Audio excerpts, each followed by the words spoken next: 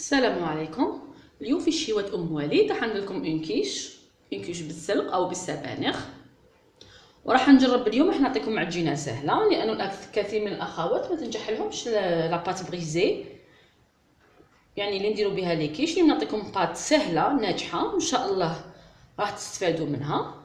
اذا المقادير واش راح نحتاج، راح نخدم مباشره نعطيكم المقادير.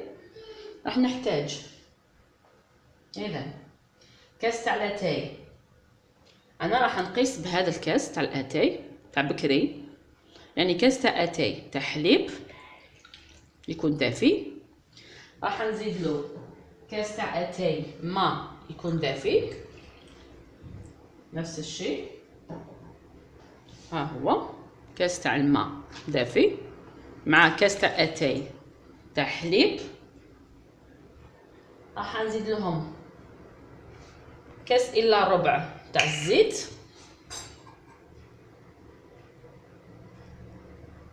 كاس الا ربع تاع الزيت. راح نزيد لهم بيضه،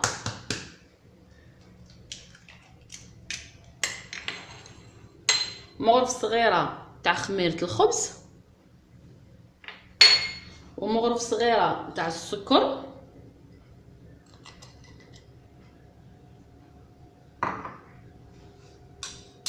كميه من الملح حوالي يعني ثاني مغرف صغيره تاع الملح.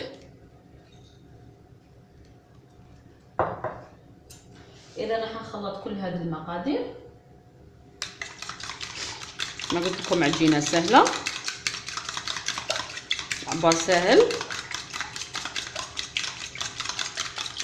اذا راح نزيد لهم مغرف صغيره تاع خميره الحلوه ماشي معمره بزاف بهذه الطريقه، والفارينه باش نلموا العجينه تاعنا.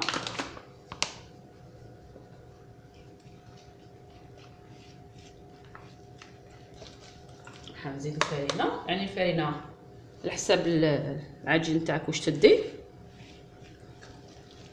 ديري حتى تلم لك العجينه، ونخلوها طريه ما تنشفوش العجينه بزاف باش تجيكم شابه.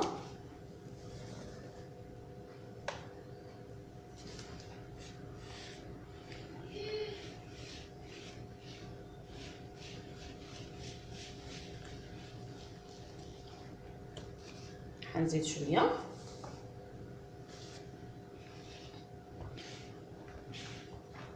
نلموا العجينه تاعنا.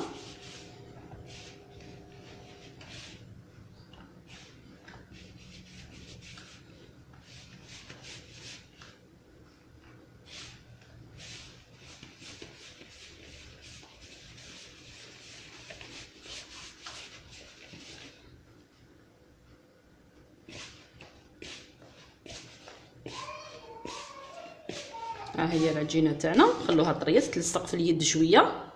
اذا راح نلمها ندلكها حاجه قليله ماشي بزاف، حوالي دقيقه او زوج وغنحبس لها. اذا ها هي العجينه تاعنا كما قلت لكم تجي تتلصق ما تجيش ناشفه بزاف. راح نغطيها ونخليها تريح. اذا هنا بعد مرور نص ساعه العجينه تاعنا ريحت، راح نفتحها. راح نديرها في هذا المول كما راكم تشوفوا. راح ندهنوا بالزيت، كميه قليله من الزيت.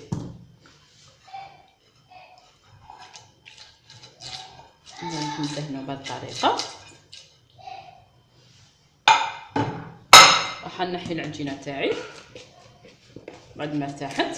ها هي. اذا راح ندير لها الفارينه كما راكم تشوفوا خفيفه، لازم تخلوها خفيفه باش تجيكم شابه.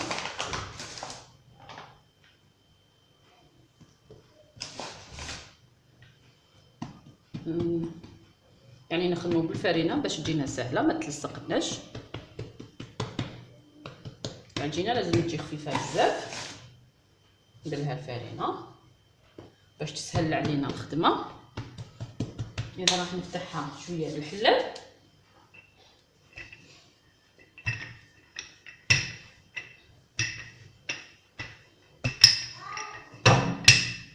بهذه الطريقه. اذا راح نرفدها تاعنا ونحطو فوقها. طريقه سهله. اذا راح ندخلها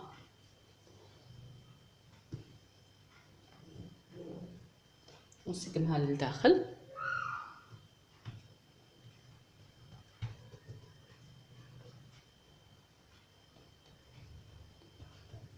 نسقموها بصبعتينا،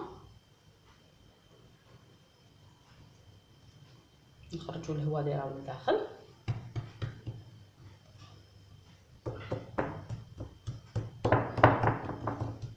اذا راح نجيب الحلال باش نغسل الزوائد تاع العجين.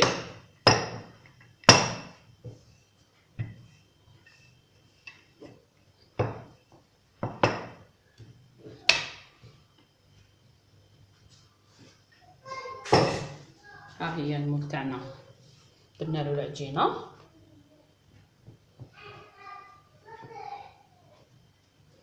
ها هو.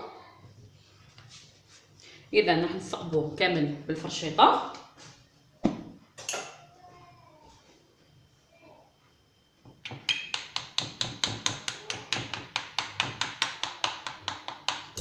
في هذا الوقت نخلوها ترتاح. في الوقت اللي تريح فيه راح نوجدوا الحشو تاعنا مع بعض، نلتقي للفرن مع بعض.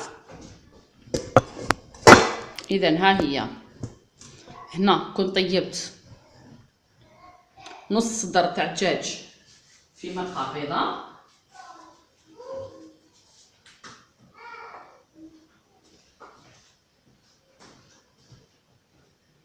ها هي المرقه البيضاء طيبته. ها هو صدر تاع الدجاج نحيته، نص صدر تاع الدجاج نحيته فتته.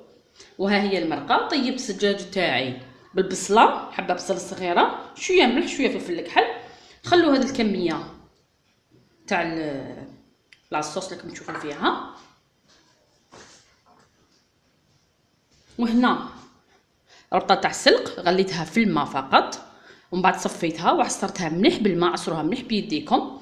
اذا هذه الربطه تاع السلق راح نديرها في لاصوص. ها هي في الصوص. اذا هذا السلق راح نزيد له فرماج بورسيون تاع الحب، والفرماج يبقى اختياري، تقدروا ديروا واش تحبوا الفرماج، كل وحده على حسب الذوق تاعها. راح ندير بورسيون.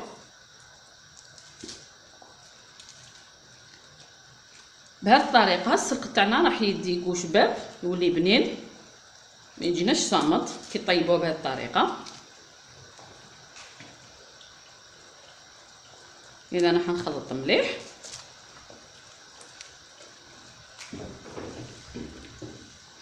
نذوبوا هذاك الفرماج.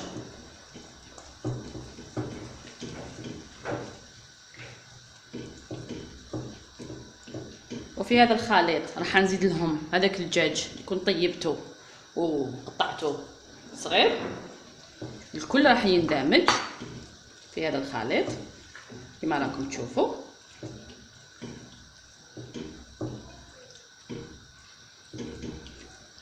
اذا راح نخلي الخليط هذا يغلي حتى ينشف كامل من هذا الماء تاعو راكم تشوفيه من هذه المرقه، ونخلطوه مليح باش يندمج مليح السلق مع الدجاج ويتفتت مليح. ونلتقي فيما بعد. اذا ها هو الخليط تاعنا، قلت لكم خلوه حتى ينشف مليح فوق النار باش تنحوه. ها هو. اذا راح نزيد له لا كريم بيشاميل، راح نحط لكم الرابط تاعها اسفل لا فيديو، كنا من قبل درناها مع بعض. يعني بهذه الطريقه الحشو تاع الكيش تاعنا مش راح يجينا ناشف. اذا نخلطوا المقادير مع بعض كما راكم تشوفوا.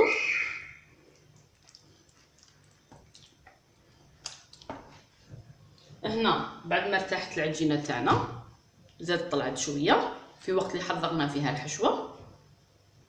نفرغوا الحشو تاعنا الداخل كما راكم تشوفوا.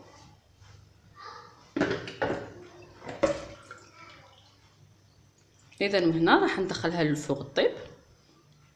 وهنا الاخوات لكم الاختيار، تقدروا تزيدوا فرomاج غابي من الفوق او تخلوها بهذا الشكل كما خليتها انايا.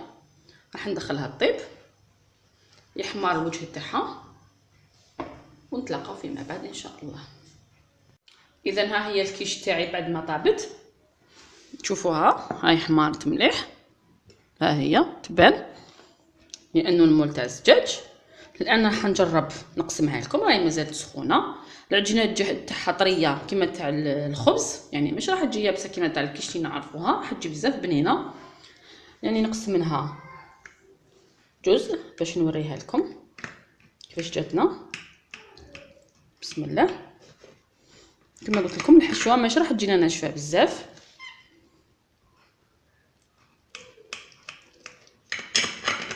راح نقطع مثلث، راه مازال سخونه. بسم الله.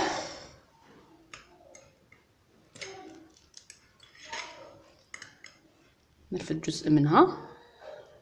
اذا ها هي الكيش تاعنا، ان شاء الله تعجبكم. ها هي تعجبكم الطريقه والعجينه، حتى العجينه راهي بزاف شابه. اذا ها هو الكيش تاعنا، ها هو واجد. اذا اللي عجبتكم الوصفه تاع اليوم كما عودتكم دائما شاركوا في قناتي حتى يصلكم الجديد، والى اللقاء مع وصفه جديده سهله، والى الملتقى.